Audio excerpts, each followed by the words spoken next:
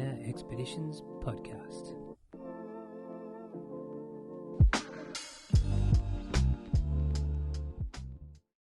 Hey everyone out there in the real world, how are you going? You are back on with the Inner Expeditions podcast. My name is Aaron Harvey. Welcome back. It is great to have you. If you are tuning in for the first time, thank you for tuning in. And if you're a regular listener, thank you for coming back on board. It is great to have you back. This one's going to be a great one. It's season 2, episode 13. We've got Australian actor Joel Jackson joining us on the show today for a really good episode. Joel is obviously an Australian actor. He's also a musician for one of his past hobbies and love as well that he does, as well as acting. And we're going to be talking a bit about that. Joel stars in a swag of great TV shows and movies. One of his first TV series that he actually went for called Deadline Gallipoli, which he applied for a small role and actually ended up being a major member in the cast alongside another Australian actor, Sam Worthington. He then went on to star as the head role as Peter Allen in the TV miniseries Not the Boy Next Door, one that he actually won a couple of awards for, which is pretty awesome, I think. And yeah, if you've seen it, you'll definitely agree.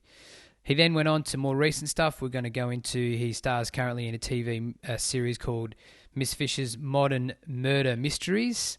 Stars in that one as well as one of the leads. And also one of his more recent films he's in is H for Happiness, another great one, so check them out. But what we talk about a lot on the show coming up is his current project he's working on is called the Lap WA, which is where Joel and his father are riding around Western Australia on their motorbikes, their Benelli motorbikes, to explore, engage in the community, and the goal of the Lap WA is to raise money for Telethon and to raise awareness for young lives in Western Australia and the struggles that the younger people are going through in the current day and age. So really stoked to get to speak to him about that, not only about the cause and what it's about, but also how it came about with Joel's experiences growing up on the southern coast of WA in a little West Australian town, or a big town now called Albany, and then moving up to Karratha. So it's just that connection with his surroundings and these experiences that they gave him and sort of inspired him to take this trip on. I think he's doing about 45 towns over 100 days on this bike ride. So we're going to talk a bit about how that came about. Good and bad experiences with COVID.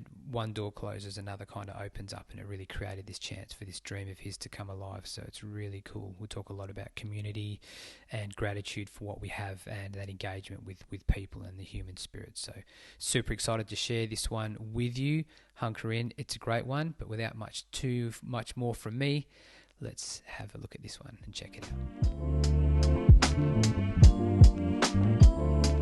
Good venue, Joel. Thanks for joining me, man. It's great to have you. It's a great venue.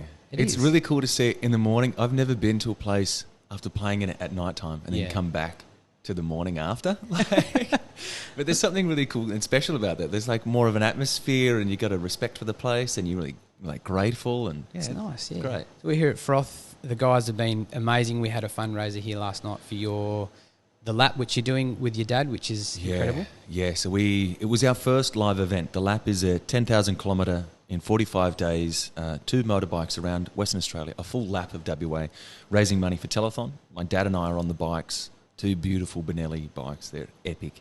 And Mum's in the support car. Don't forget our escort. She's a driver, not a dancer. And last night was our first kind of live event at Frothcraft, and it absolutely went off. We raised upwards of $9,000. That's amazing. It's insane. That's great. It's insane. Yeah. I was speaking to people this morning just outside getting ready to sort of meet up, and the guys were like, oh, how much money do you know if they raised last night? I said, I don't know, but it looked like it was a decent amount. It was a fair whack of money, man. Yeah. It was pretty unbelievable. It's such a cool thing that you're doing because, you're just really at the start of your trip. So when you started, I think on the 10th or something like that? Yeah, we started on the 10th. We had a pre-day on the 9th just because of the rain in Perth. Yeah. We wanted to kind of get up and out. Yeah. But yeah, we've only been going, 3 official days now. Yeah. And it's beautiful. It's still developing, do you know what I mean? You can have an adventure in your mind. Yeah. And you can be planning it for a year, as I have been. But then when you start and it's your second day in, you're still going, I'm on a motorbike.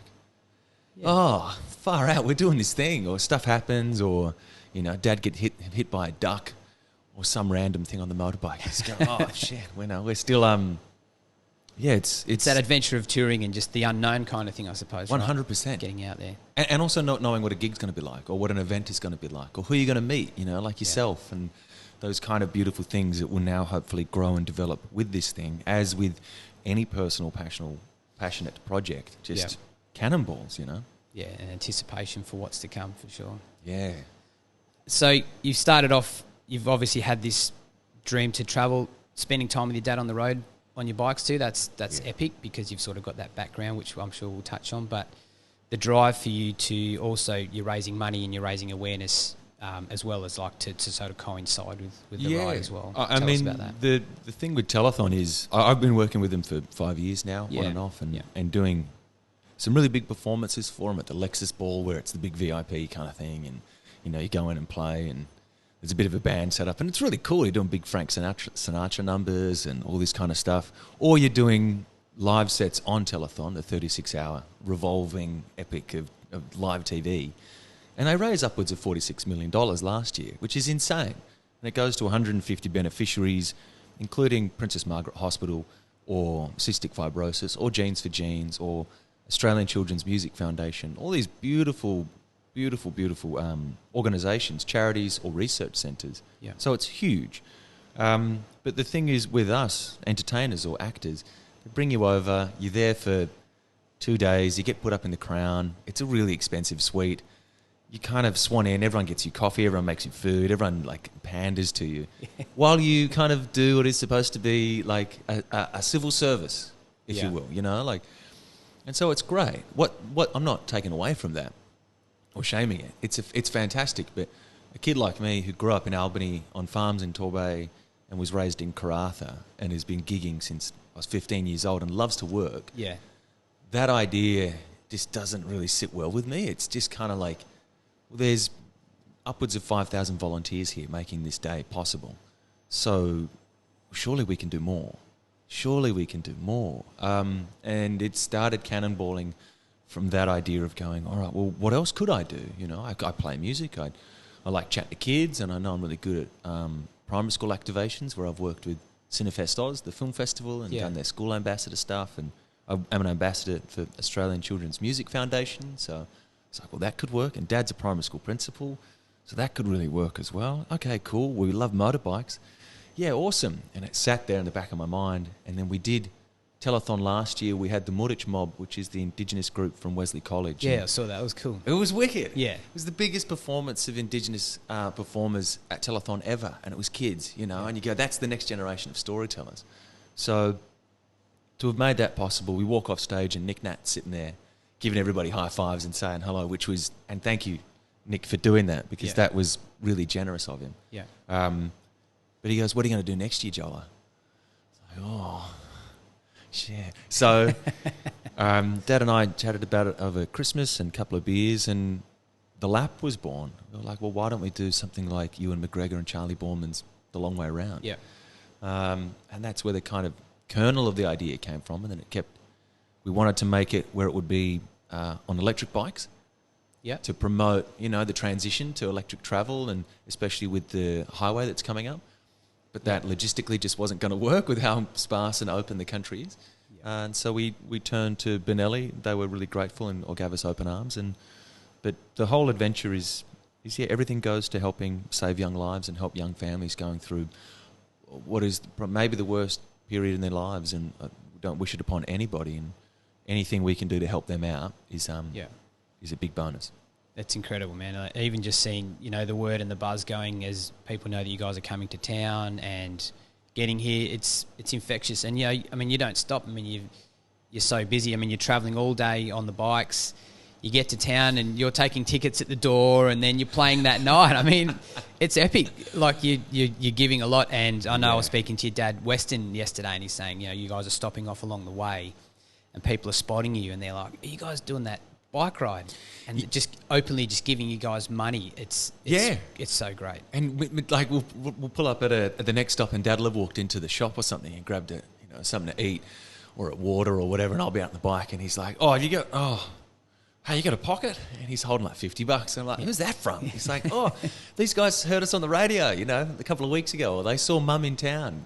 Or it's that to me is so humbling. I think when you're an artist, you're trying to create something that connects to people. That's just your job. Like that is, whether you're a muso, actor, whatever you do, whether you're creating beer, that's your artistry. Yeah. Whatever you do, you're catering to people and trying to make something that connects. And for this to be on the third day and us to be getting people at the caravan park where we're staying, coming up and saying g'day as we're waking up in the swags, and kudos to my mum and dad in their 60s, sleeping in swags, rolling up on like hard mat floors and not even like batting an eyelid. Yeah. I get up and they're like, "You right? How'd you sleep? You got to go to that podcast."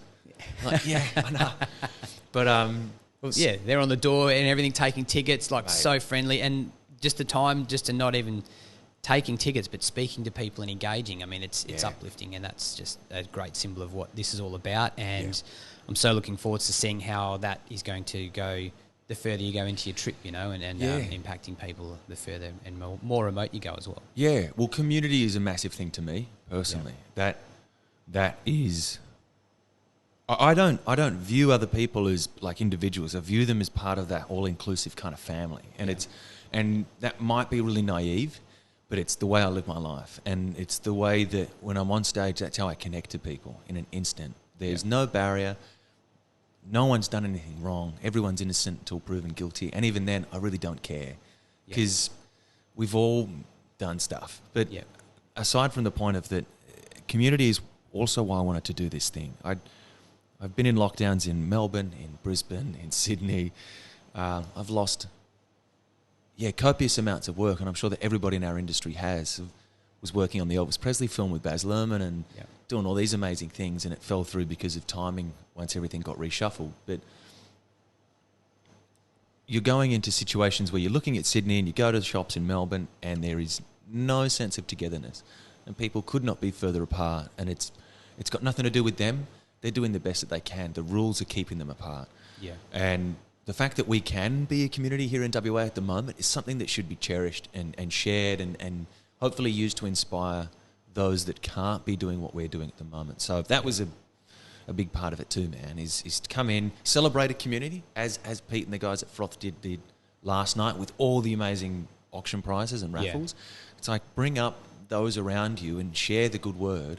And make it something that is unique to your space, unique to your community. And if anybody is listening to this and hears it, we're still on the road until October 24th. Yeah. So if you hear this and you can see our itinerary on thelapwa.com, get in touch because finding different spaces and finding unique people is kind of what this was about. It's cool. And you guys are on Instagram as well. I've been following you guys already on Instagram, which is great, and I'll post all your links at the end of the show. Thanks, and all that sort of stuff. So, and we'll give it all a good mention so everyone can get involved, donate, and even just get the buzz out of such a great thing. So it's pretty cool. Yeah. We were kind of talking on that link because you had born in Albany. I mean, you grew up sort of not far down the road from where I've spent some time on the southern coast of Australia, or Western Australia. Then you moved to Karratha. I think your dad got the job as a principal at the school in Karratha. Is that right? Yeah, started as a deputy and then he wilded his way up. Cool. How was that change from the south coast moving up to the Pilbara? And you've spent a lot of your life in the Pilbara now, so you have that connection with it. So yeah, I love that place, and it's the land, it's the country of the Nyalimana Injibati people, and down south where our heritage is Noongar, Noongar Manang, and like so the connection to land is massive. It's really special, and though I look more like Alexander Skarsgård than anything else. That's the German in Mum's side. But the man coming from the south coast and we were talking about Tim Winton books, and all of his short stories and Sicilian and all those beautiful colourings and the beautiful epicness of the blues and the Karri forests and that kind of landscape, like it's mammoth. Yeah. And then you get in a plane and you're 9 years old and you've never seen red dirt before, and you get to Karratha and they open the door on the plane and it's like someone's invited you into a microwave. My mum started crying. Sisters were just shell-shocked. Yeah. And we got picked up, the story going into where we first arrived into town, we got picked up in the back of a troopie by the old science teacher now, Mr. Zim, South African guy. We're in the back of his troopie. On the bottom was the 303. like under one of the seats. Our bags are right next to us. We're being shuttled off to this house. We get in, there's mould in the ceilings. On the second day, Dad pulls this reticulated python out the roof. Like, my sisters were just bereft, so upset. I loved it. Every part of me was like, oh man, this is where I was supposed to be. It was that bush, it was that Pindan kind of colour and that that freshness in the air every single night, but also the heat. It either breaks you or makes you. And there was something like, I've worked up there as a landscaper and a trades assist in between uni breaks, and that's how I'd pay my uni fees and stuff. And or if I had 3 months off and was bored, I'd go up and work on the shovel for a bit. And I love it. And that kind of atmosphere that it's a pretty magical place, and it's heavy. Like there's a lot of big history there. But I do miss the South Coast. But even coming up to Ningaloo, like I spent heaps of time coming down here for surf trips, and when this was whalers, we used to come out and eat in the kitchen because we had a couple of mates that worked on dishes, and when we were like 14 or something. So there's a lot of really special memories around this place. It's probably the first time I've been back in 3 years or something. To see it grow is awesome. Same as Karratha. I think that's the great thing about South Coast and the North is developing.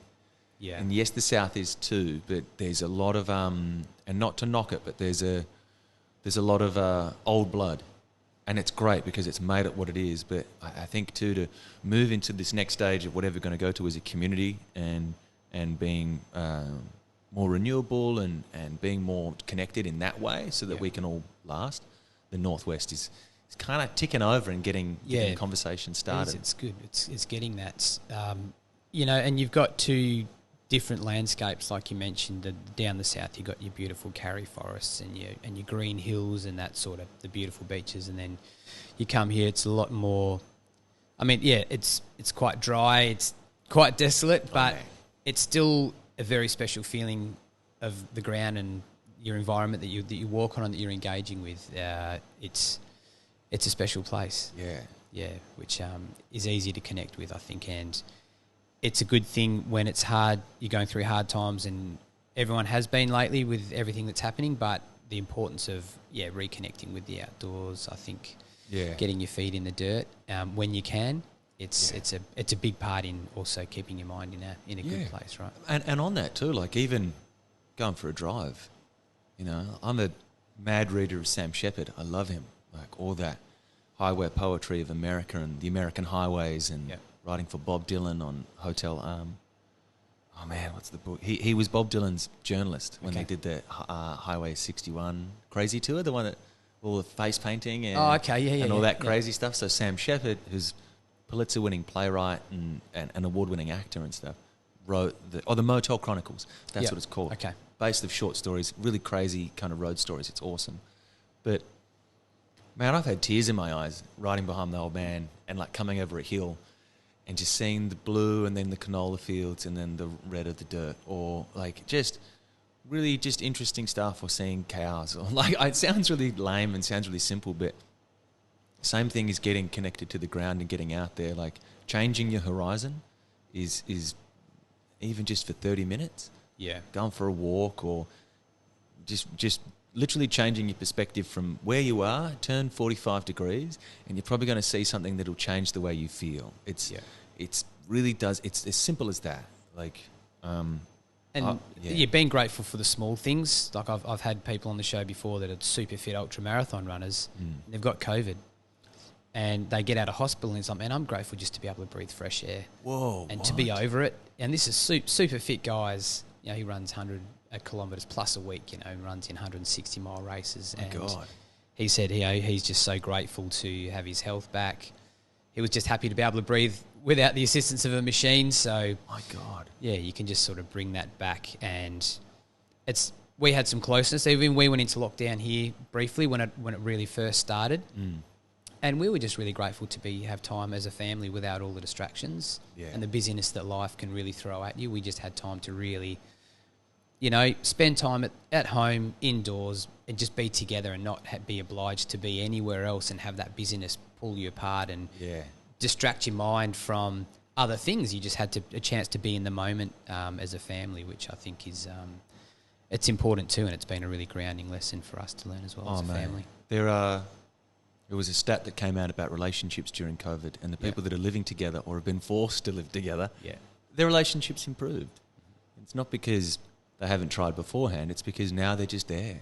And they are there, and they're living with each other, and all the contradictions, and, you know, they're making, what's the word? Mum's always very good at reminding me that I have to make concessions. Yeah.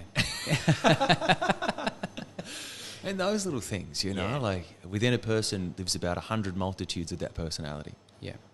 And mates that have had kids or starting families because of this connectedness now. Yeah. It's that sense of community, the tightness of it it's really cool. Yeah. I don't think it would happen any other way, because you're kind of forced to maybe deal with things that you keep putting on the back burner. Yeah. And it's like, okay, let's bring, you know, we don't really have a choice. Here we are. This is going to come to a head. Let's get over that bump and move on. So it's really been nice to give the nudge to do some things, or start something new, do something you've always wanted to do. I know people that have started playing the guitar since COVID started, you know, and stuff like that. It's really cool to hear those stories. That thing of, I mean, this is on a tangent but related. Jack Johnson only started learning the guitar because he had that massive wipeout. Yeah, that's right. Yeah, right? Yeah. And so when those things kind of happen and you're restricted and you just got nothing to do, you start doing all this. Like me planning this, if it weren't for, mate, I was supposed to spend 35 days doing my my induction into the military at Kapuka. Shaved my head, and I'm an officer cadet in the Australian Army Reserve, and if anybody wants to get involved, do it, because it's probably one of the best things you'll ever do. Yeah. And I'm only at the beginning of that journey. But I was supposed to be doing that, and it would have meant that probably the last month of going into the prep for this wouldn't have been done, and it probably wouldn't have happened. But the fact that that fell over because of COVID in New South Wales meant that I could just sit, focus, spend 14 hours a day on this stuff, and I don't know, chase a dream. Something great's come out of it either way. You know, it could have been a huge negative for you and sidetracked your plans, but it's given you the green light to put all the pieces together for this to happen. Time is your richest commodity that you can ever give to yourself or anybody else. There's a beautiful essay called or titled "The Shortness of Life" by Seneca, and Seneca was a beautiful Greek philosopher and emperor and warrior.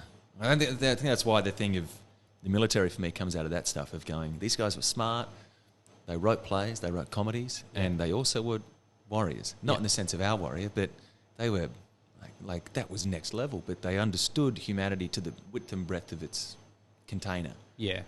If there is one that even exists. But it's on the shortness of life, and it just goes into time and saying, make that your priority and make that more than your bank account or than any other thing. And it's written in kind of ye olde English, which makes it even more impactful. Sure. But refining that with COVID has been the greatest gift, because you go, okay, well, what's my morning routine? Yeah. Wake up, okay, have a stretch for 45 minutes, go for a surf, come back, meditate and do breath work, and I can start my day. Yeah. Whereas pre-COVID, trying to serve the beast. Yeah, you get up, right. You spend 10 minutes on kind of checking in with self, and you're out the door running the rat race. Yeah. And you come home and fall asleep, and you're like, oh, it's Christmas, you know. Yeah. Finding time for yourself. It's a good one. I have my morning, I like to get up early. I usually get up before anyone else. It just gives me that time. I'm just an early riser. I might go for a run first thing in the morning or do something like that. But it's just that bit of quiet time for me to sort of reflect and plan my day a little bit. Yeah. And then my kids will usually sort of get up and spend time with them before I go to work. But it's changed a lot for me in a sense where, like with my background, we were talking before the show about working away, and now I don't work away. I'm just grateful to have my family and come home to them every night. And it's done a lot for me. You know, the money factor's definitely fallen away, but I'm just learning that that's not everything. I've learned to reduce everything that I used to think I required, so I don't need to make as much money to have the things that I probably didn't really need anyway. Yeah, and that is to be commended too. Like, just to go back to what you're doing at the moment, especially where, do you think that your early mornings have come from experience in working in mines?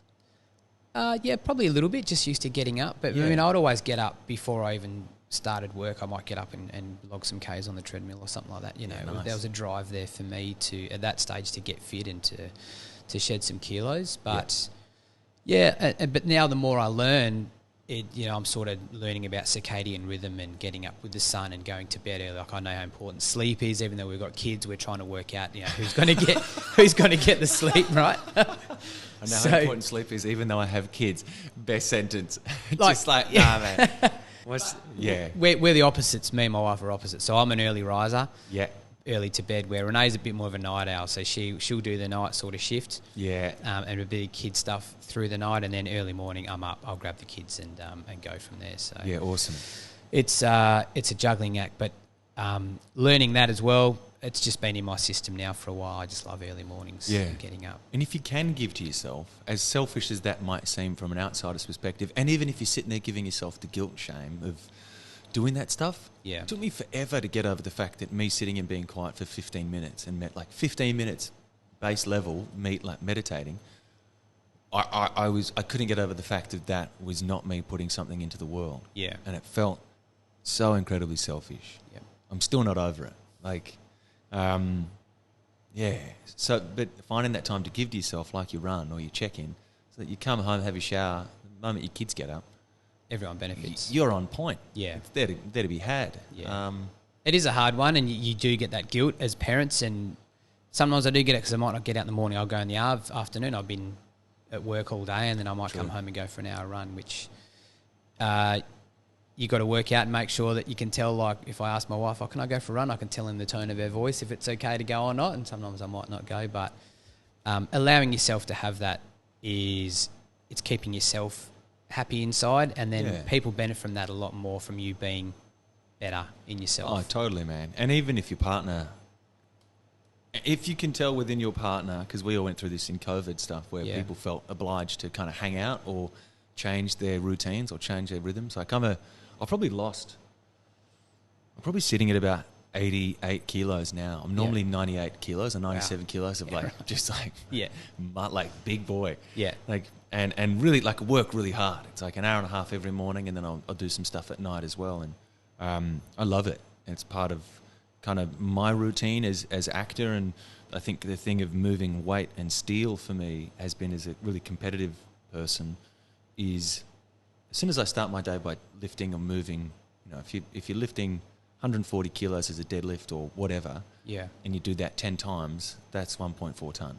Yeah, that's cool. And you're like, great, I've moved 1.4 ton today, like I can do anything. Yeah. So it's set you up for that success stuff, but that's gone, or had been gone for 5 months or whatever with COVID and not being able to hit gyms. So trying to find that space was really hard, but thankfully having someone there to be like, hey, go your run, go for a surf, go do your thing. If your partner's kind of stopped doing that routine thing or finding it hard to shuffle, I think it's a big conversation that you don't understand how much that can help. Just getting the keel back even and just going, it's all right, just pull up. Let's start it again. What do you need? I think check-ins are really underrated. I think a lot of people are doing it in the East at the moment just because of it's a daily check-in. Yeah. Like, don't look at the news. Try to find something good to focus on. And like you're saying, that grateful stuff. It's sometimes, but people think sometimes having a bit of time off might be scrolling through your phone or jumping on the laptop, where you're not really giving yourself time off because you're still in a bit of a mode where you're looking at other things. There might be a bit of comparison there, but completely switching off. So I'll always say to my wife, you want to go for a walk on the beach. Like, try and really make her go. And I think as a mum, it's even harder to let go of that guilt than what it is for a guy. Yeah. I think a part for me, like rebuilding my mindset, getting over sort of a bit of anxiety and stuff like that, I kind of learnt to just say, okay, I can do this without feeling guilty. And I need to do that because I know it's for me and I know I'm better for it, where I'm sort of, really working at Renee getting to that point as well, where she's like, you can have some guilt-free time for yourself, like it's cool. Like, me and the kids are great. Yeah. I'm happy to spend time with the kids, like just us. Like, it'll make me really happy for you to go and have some time for yourself as well. Yeah. Break away and do that. I mean, I even feel, because I'm away so often, when I come home, hanging with my parents, I love them to death. And Yeah. and same as I got 2 older sisters, and one lives in Karratha. Brooke Turner is an amazing, balance, fitness and nutrition, little plug. She's an amazing, she works with post and prenatal women and does a lot of health and working on recovery and fitness and also just mindset around your pregnancy. Yeah. She's an amazing human being. And my older sister, Lindsay, is an ICU nurse who lives in Vegas. 2 beautiful boys. We couldn't be, I couldn't be more proud of my family. But whenever I come home, because I've been away so long, the guilt of not leaving. Yeah. You know, I spend like days just at the home. Everyone's like, what are you going to do? I'm like, nothing, just hang out with you guys. I'm like the Kelpie that's just like hanging around the door. Yeah, like, what are you guys doing? They're like, our day, go and do yours. There's a really beautiful thing of understanding that you can always be connected and it all can always mean stuff, but you're like the ones you love will always give you that time and space to do what you need to do. Yeah. And me having done all the crazy adventures that I've done. I mean, I kind of was on the bike before, sitting down going, as we're coming into town yesterday, coming from Carnarvon, it's like the winds were insane. We're sitting down at like 108 k's an hour, and Dad and I were just leaning at like a 30-degree angle into the breeze. It was hectic. Yeah. Welcome to Exmouth. Oh, it was awesome though. Like I'd done that drive so many times and I haven't done it like that before. But sitting down and going like, I really don't know what the next little leg holds for me in terms of work or family or, I mean, I personally like all of those things. Yeah. And like a bit of security. I haven't been in a lease for like 9-10 years. Yeah. I just move. But to find that thing would be great. But I know that at the end of the day, you've been backed by a beautiful family and support network that has allowed you to do all these stupidly kind of solo adventures or nomadic kind of travels. I think biggest gift we can give people is empowerment. For sure. Yeah, absolutely. Yeah. And it's great to see you doing that because you're succeeding in your field with your acting. Touch and wood. Yeah, well, I think so. But, I mean, you're giving. I mean, you're just still so giving, where I think you can see a lot of people that when they're on the way to succeeding for what they want to do, when they're starting to achieve that, they can sometimes quickly forget where they've come from or the people that have helped them, and they kind of wanting to be in another level of society. But, I mean, it's a credit to yourself, and seeing you with your family, you can totally understand how you've maintained to be such a grounded, nice guy. I mean, you've had more than enough time to speak to me, and you've been getting back to me without even, hesitation and thanking me. No, it's gone. It's humbling, man. I mean, I ramble a lot, so I'm sorry if anyone is listening. It's a perfect place for it. Point. But no, I feel really humbled to be invited and to have conversations. I think as much as I'm chatting about community, it's because I kind of move from place to place. That is my community. Connecting with people is kind of how I get through life and where I get my energy from. That thing, it can't be underrated.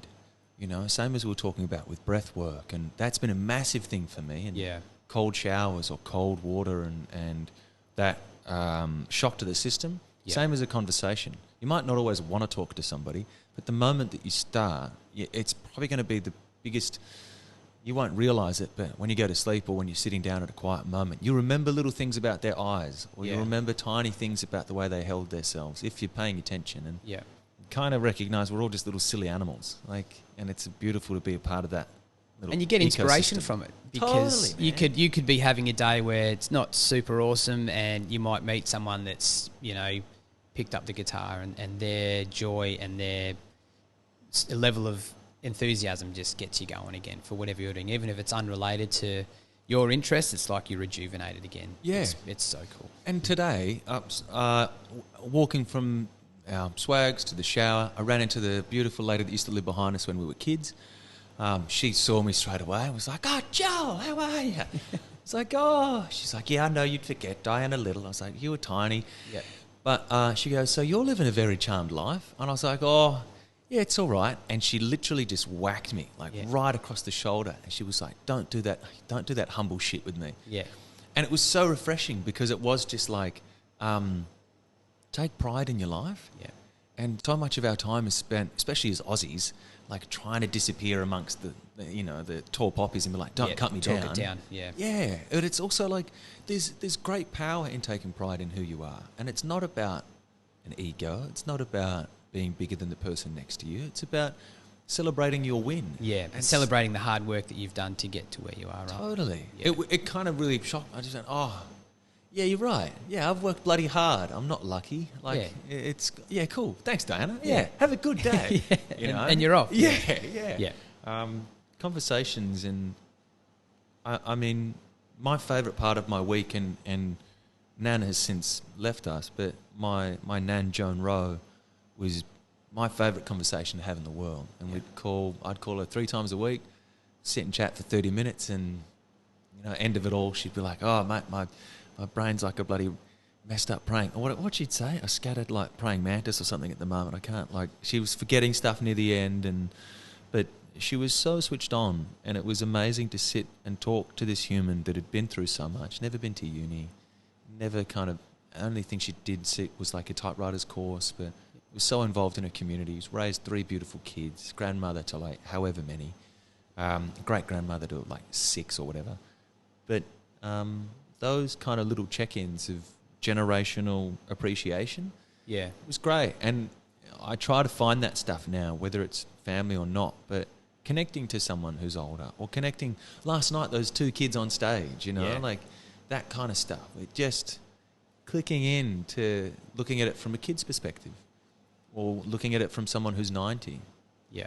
Looking at all this change and the technology, and kind of going, oh, yeah, their way of life is not wrong, that they can't connect on FaceTime or do anything like that, but the way that they see it is real FaceTime. That's right. What the value means to them. So can I take a lesson from that?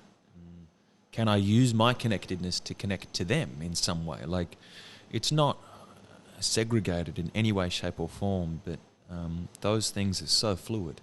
I think there's an energy to being around people, and we can be connected through social media, and it's great that we can FaceTime as we're living further apart from our family. So my kids can see their grandparents on the computer and on the iPhone stuff, so it's connected in that way, but it's also disconnecting us in other ways, where you might go to a restaurant and everyone at the table is on their phones. Oh, man. But it's too common. But this opportunity with COVID now is also disconnecting us even more. But the small pockets that we are in, you get energy from the people that you're with, and I'm sure musicians get it, and you would know it when you're on stage. You are connecting with your audience in that moment. It's a present moment in time that you forget about everything else, and it's a great night. And I'm sure artists are really in other states and other parts of the world that can't perform. That's what gives them their lift and their boost, and it must be pretty hard to not have that. But like you say, it's that energy, just being the presence of people. You know, it's a special thing, which I think we are missing, and it is starting to slip away in some areas. But I think too, the people that have either noticed it or that grew up with it, stuff like that, they fight for it. Yeah, and it's coming.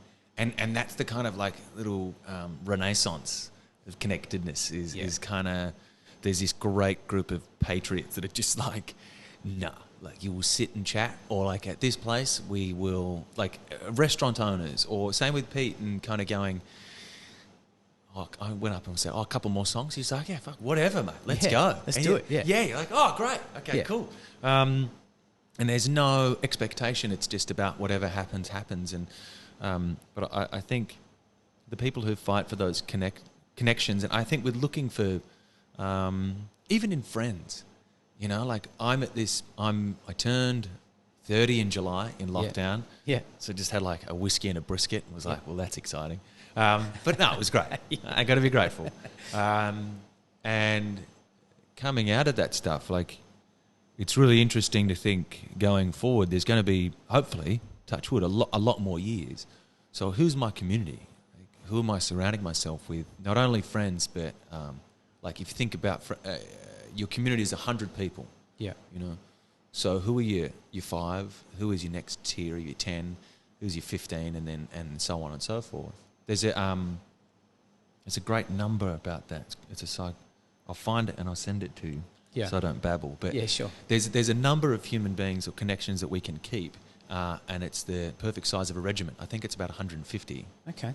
And it's been proven throughout. So back in the day, like villages in France would only be 150, and garrisons in the Roman army were only 150 to 140 men.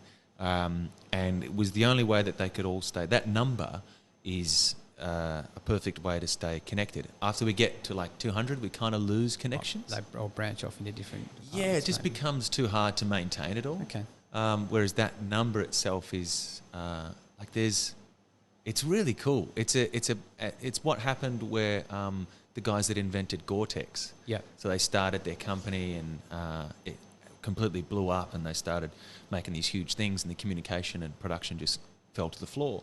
So they reduced it and put them all on the same site, but had little factories all the way through that were only 150 people. Wow. And production just went through the roof, and it was just the perfect number.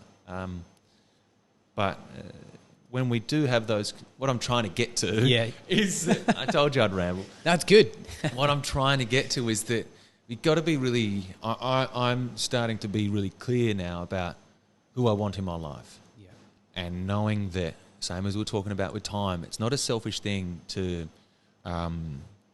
give more time to the people that give you energy and give you time. That, in terms of its currency and its being a part of a partnership, it's really important. But if people are going to take from you and never really return, not a favour, but return the energy or the presence, I just don't think it's worth your time. And you've got to be really blunt about that, because how many more years are you going to kind of go through that stuff? But,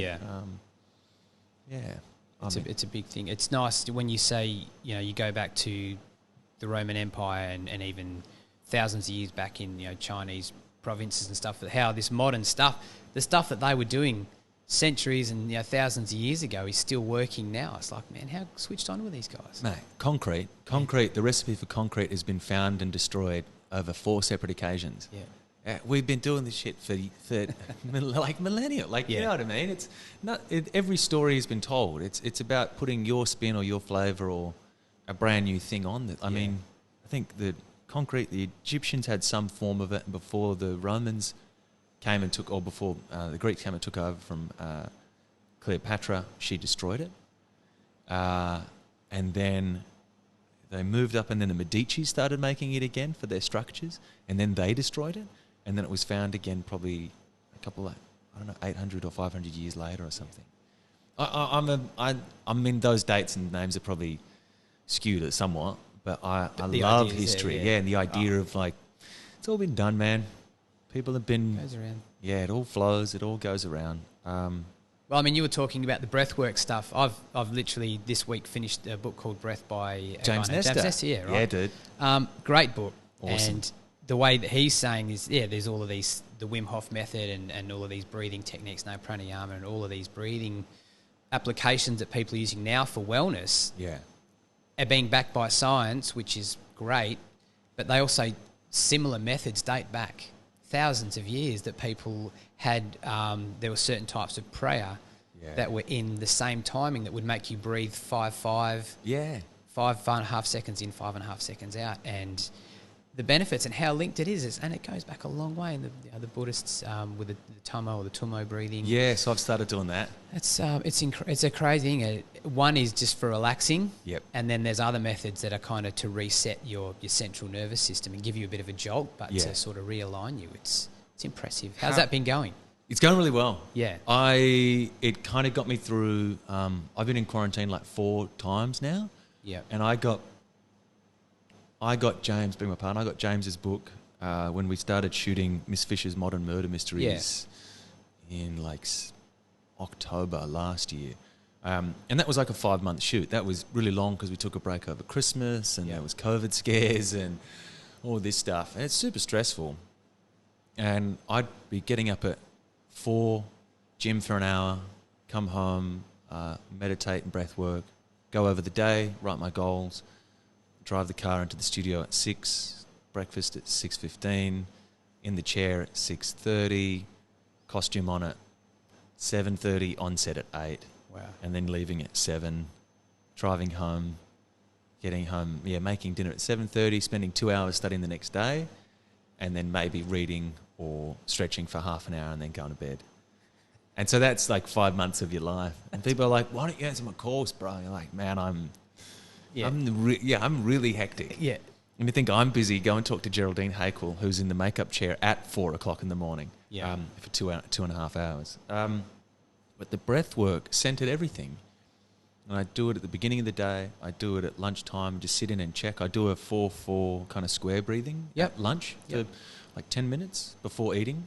And it made food more enjoyable. I wasn't hoofing it down. I'd slowed down to kind of meet the day. Yeah. But the energizing hit that I got from doing the tumo breathing, or tumo, I don't know how it's pronounced, but because I just saw it in James's book. That's right, yeah. But I'd love to do it physically. I'd love to do a breathwork class, because I think as a muso, 3 hours of music is compared to running, I think it's 10K. Yeah. Because of the breath work you do. And your diaphragm control and stuff like that, yeah. And I've been formally kind of trained with breath work at NIDA when I went to study acting. Yep. But, I mean, it never really got to my singing. My singing's a habit that I've been doing since I was 15. So it's a completely different beast. So I'd love to, whether or not it would open me up, or whether or not it would access a whole other range, or what it was going to do. But the centeringness of that breath work is awesome. But the thing that gets me too is the calmness. I can start to kind of get tense, and it rises into my shoulders. I stop breathing, my throat closes up, my voice gets affected, I can't think. But the beauty of the tumo and breathing through your nose, and that focus that James reminds you of just the simple science of how important oxygen is. Yeah. Whether you're breathing or not, and how good your VO2 is, like your volume for oxygen. That's right, yeah. As soon as I kind of start to get hit, it's just like, just breathe through your nose. It's all right, bro.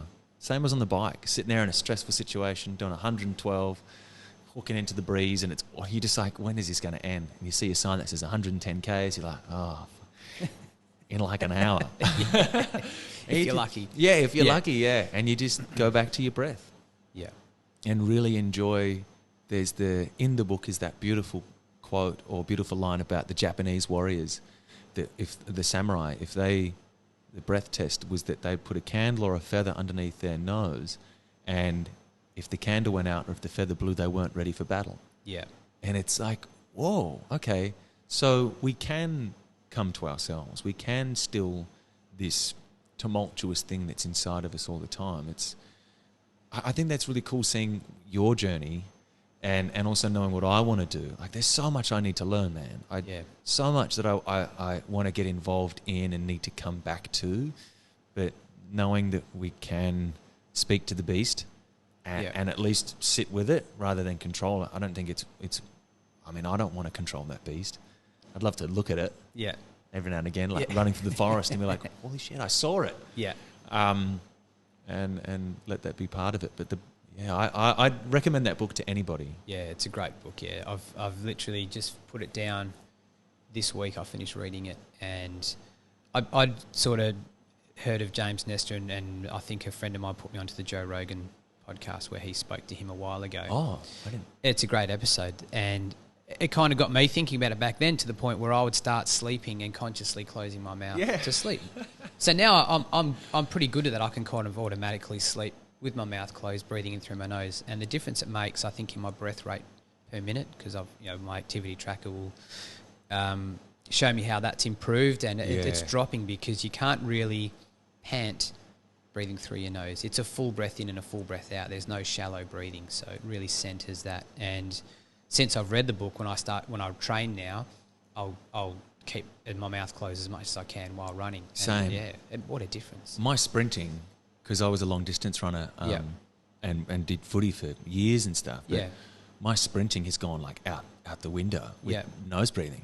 It's huge. Like, it's crazy. Pushing at like 5Ks, crazy amounts. And then looking at the time and going, no, you're kidding. Yeah. And you suffer. Like, it's not necessarily... It's hard to get used to. Hard. Yeah. Like, my nose, it's really dry heat up here. Yeah, man. So my nose will really start running while I'm out there, but I still keep it closed. And I'm sort of rebuilding, and a lot of my running is to build my endurance level. So it's all aerobic based running, maybe the odd sort of bit of speed work maybe once a week or something like that. But already I've noticed, like, it's easier breathing through my nose. Like, it doesn't feel as narrow. Yeah. And it's easier to get that air in. Yeah. I try to chew gum. Yeah. And everybody in my industry is like, don't. Yeah. Just because of the jaw tension and tongue tension that you can get. Okay. When we try to do accents, it's really hard to work around that tension. Okay. So the idea of your tongue as an accent is that this isn't really my voice, which is weird. This is like a neutral position for me. I think growing up, like that's kind of more like what it would have sounded like. There's a clip of me talking on ABC Karratha when I was 16. Okay. And I'm like, who is that? It's nuts. Yeah. But the idea is so that when you want to go and change into any kind of accent, it's all just there for you. You can kind of change really quickly. All you have to do is move a little bit of your mouth. Yeah. Everything can kind of change. And the more tension there, the harder it is to move.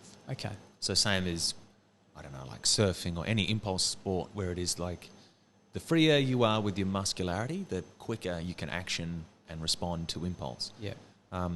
And that takes training as well. I mean, you sort of don't use it, you kind of lose it thing with your mobility and work and stuff like that. So. I had to do an American accent the other day for an audition and just watched it back and was like, well, no one's ever going to see that. Because I've just been focusing on other stuff and haven't done it. I'd love to work in Europe, so I've been working really hard on English accents and Danish and Swiss and stuff like that. There's a lot to it. I watched something recently, or an interview with Margot Robbie. Oh, yeah. And she was talking about she played a role, and it was kind of, she was on the accent that I was working on was like this part of the UK pre-World War II. Like she really got into it, and I had no idea that these kind of accents were around. I just thought there was an accent. You know, there's obviously different accents for different parts of England, but for different eras. You know, pre-war, post-war, it was crazy, and she just, I mean, that's what you do for your role. I suppose. So much fun. So much fun. So and because the idea of an accent is like, well, where is Australian from? Like, what is the Australian accent? Yeah. And where does, so the same thing as what Margot would have been talking about with pre-World War I or World War II. It's like, well, then think of the migrants that came to those places and changed the dialect. Yeah. And they rubbed off on each other and it all started. So same as I speak Brazilian Portuguese because I lived in Brazil for a year as an exchange student, right? That's cool, yeah. But my Portuguese is from the south. It's from Londrina. But if I speak to somebody in the north, we can't understand each other. Yeah. Same language, different accent. And everybody on the fringe of Brazil that is next to all those neighbouring South American countries, that regional accent and dialect is so different to everybody who's on the other coast that's on the ocean because the influences have changed. Same as... Man, that's why I love coming back to the regions and coming to like Exmouth and Karratha and stuff, because you speak to these human beings whose voice is adapted to the atmosphere that they live in. Yeah, it's got nothing to do with what they're listening to. There's a harshness and a kind of bigness and a broadness that matches this environment. It's got to be loud enough to be heard over time and space to match the elements and the heat and the wind. And you're playing sport, so it's got to be loud. Whereas in towns, in cities, a conversation is this.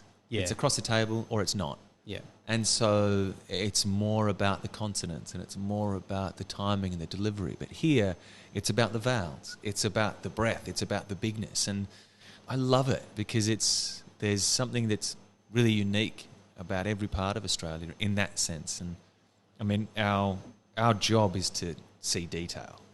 Yeah, it's just totally. It's that simple, really. And I think for someone as hyperactive as me, there's like never enough detail to go around. It's good. Everybody gets shitty at me because I'm having a conversation, but I'll be like, yep, like I'm listening, but I'm just taking in everything. You know, that's cool though because that would help.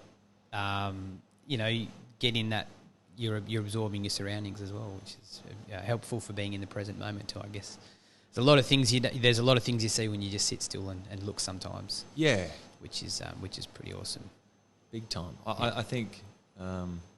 If anyone's and they're listening of this and kind of going, okay, well, when you get to a spot where you are still, don't pull out your phone. Like challenge yourself to 5 minutes of stillness while you wait for a coffee, or while you wait in line at IGA, or while you wait in line for somewhere. Like challenge yourself to 5. If you're in your car and you're waiting for something, like challenge yourself to 5 minutes of stillness and actually engaging in the world around you. Yeah.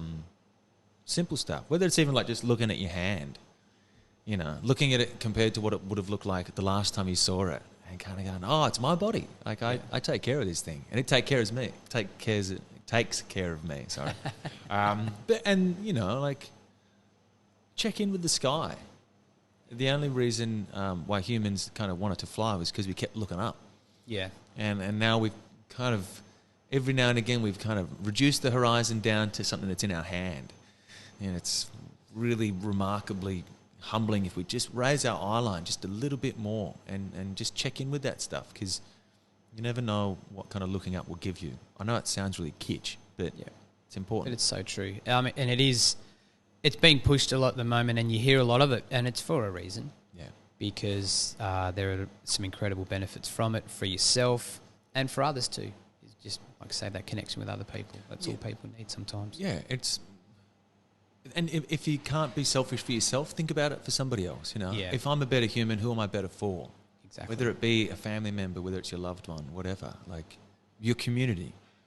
There's this great thing. My old man is an Indigenous educator and has been working as principal, but when I was probably 14 or whatever, he was away for 2 years as principal down at Panawanaka, and made a massive influence in that community with the Indigenous population and getting kids to school.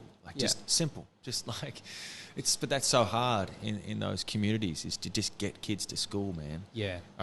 But the Closing the Gap initiative is about getting bums on seats in universities and trying to like bridge this gap that white Australia is trying to put on black Australia, and like, we're going to close that gap. But to those communities, a lot of those kids don't necessarily want to go to university, or they have different goals, and their goal might just be to serve that community and be a really pivotal member of that team, of that family. And I think that is such a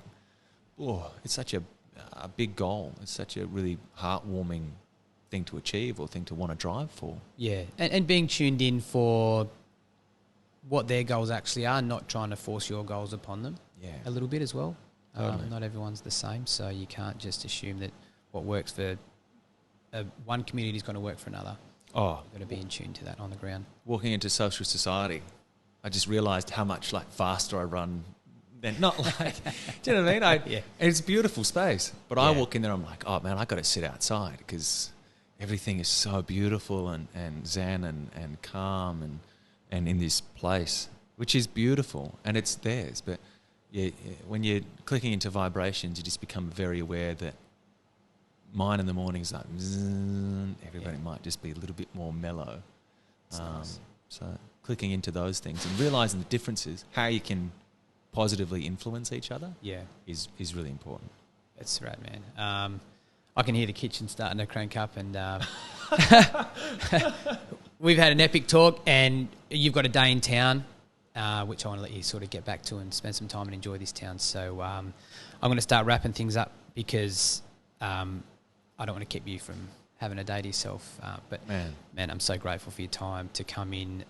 This was kind of a last minute thing that you sort of just immediately grabbed hold of, and you've just been so generous to come in and speak to me and share some of your story and your thoughts, which I think a lot of people are going to get so much out of. So thank you so much, man. No, thanks for having me, man. I love the chance to chat, and I'm glad nothing's kind of being edited, though I ramble. Yeah. But again, if anybody wants to get into those references, it was On the Shortness of Life by Seneca. Another beautiful one is The Meditations by Marcus Aurelius. Yeah. That kind of stuff is just awesome. Motel Chronicles by Sam Shepard. Yep. Or there's a shorter book called Hawk Moon, which is poems and short stories, and that has really influenced my music and my short filmmaking. So that's a really cool piece. But thanks for having me. I sincerely appreciate it. I hope there's something in that. 100%. And I enjoy what I enjoy about podcasting, as I sort of go further into it, is I'm learning stuff from meeting great people like yourself, and all my guests are amazing. So it's really nice and humbling to have you on. Thanks. Thanks again, man. Thanks, brother. Just before we do quickly go, I'm just going to wrap up and shout out some socials for you. If people want to follow what you're doing, they can see you on the Lap WA on Instagram. Is that right? Yeah, the Lap WA. Yep. I've got to get better at. And Joel Jackson Official. Which is really lame. It's not my birth name.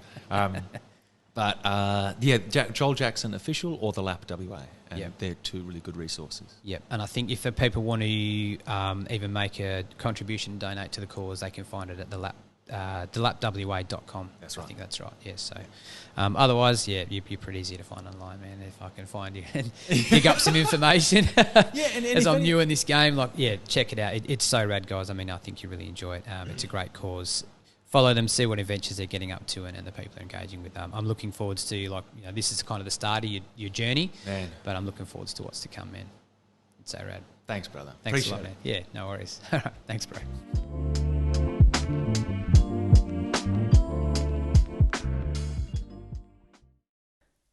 All right, how did we go there? A great episode. Thoroughly enjoyed recording and engaging with Joel. Just such a nice person to be around. From the moment we got in touch, he was just so free and open to chat and willing to jump on the show. I mean, we had a fundraiser the night before we met and recorded this, and Joel was everything from working on the front gate, taking ticket bookings, taking donations, and meeting and greeting people. It was super inspiring. He was there working with his mum and dad as his support crew, and it was just such a great thing to see and a really great family night. And then to get up on stage and play the last set with his guitar and just completely rock the crowd was great to see. So moving on from that, I mean, the takeaways I got from the episode, I'm hoping you had a great experience and got some really good takeaways from that. The insights into the philosophy of what he takes into his method and the way that he acts. I mean, it was great to see someone talking and the master of his art and the work that goes into the talent and the skill it does to do what he does, and how studied and well educated he is, I guess, on his craft, you can say. Really cool to see and to watch him as he talks to me and fills me in on the information. It was really cool to sort of sit and watch him do his thing. So that was really great for me. Other big takeaway was just the human connection. It was just the fact that he's getting out there and he's engaging with people on a personal level. Something that's not really easy to do at the moment in this day and age where we are in this pandemic, but when you can get out, that human connection of just being around people, undistracted and just enjoying their company is a really powerful thing. On the back of that as well, given the chance where you can take care of a bit of your own well-being, it's getting outside and looking up from your current what's right in front of you and looking up to the horizon and seeing what's out there and having a look at a different angle on things, I thought was a really nice insight too and a thought. So with that, where there was obviously a bit of a challenge in there, you may have heard it, is just to kick back, undistracted, and take 5 minutes of stillness. So I'm just going to throw that one out there as a bit of a call to action for all the listeners to see if you want to take part, give that one a shot. And don't forget, if you want to use hashtag the show on the socials on Instagram, just don't forget hashtag Inner Expeditions and let us know what you are doing with your 5 minutes of stillness, what you've seen. Maybe take 2 seconds to grab a snap and chuck it on there and let us know how that one went. But look, other than that, I just want to say thanks to everyone else for listening in again. It is great to have you all there. Check out the show notes on our webpage at theinnerexpeditions.com. I'll be putting a post and all of the links and the mentions of the books that we talked about on there if you guys want to check out the books and some of the things we spoke about, where we got some references and books that Joel recommended, as well as the one that we sort of recommended between the two, was that Breath with James Nestor. So I'll be posting them on the show notes on the Inner Expeditions website. Make sure you check it out if you want to have a look at them.